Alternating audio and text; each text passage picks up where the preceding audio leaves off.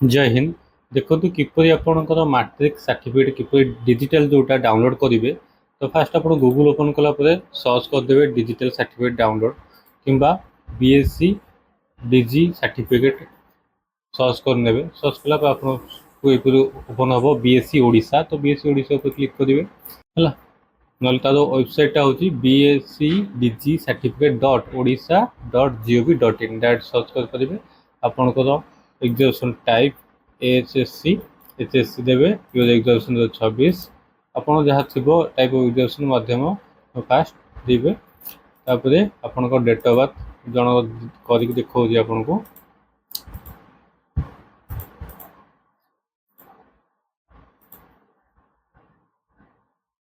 Date of birth देवे।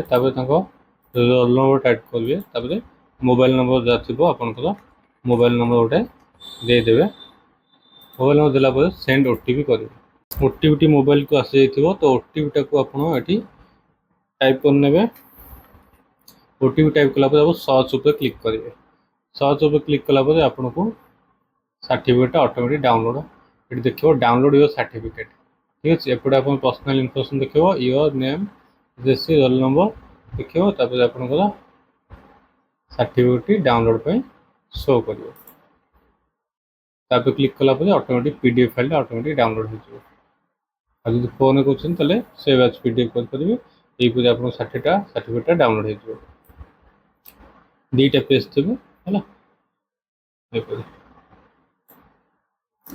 जदि information भल लगे शेयर करनी चैनल चैनल सब्सक्राइब कर देखो ये अपडेट थैंक्स फॉर वाचिंग। जय हिंद।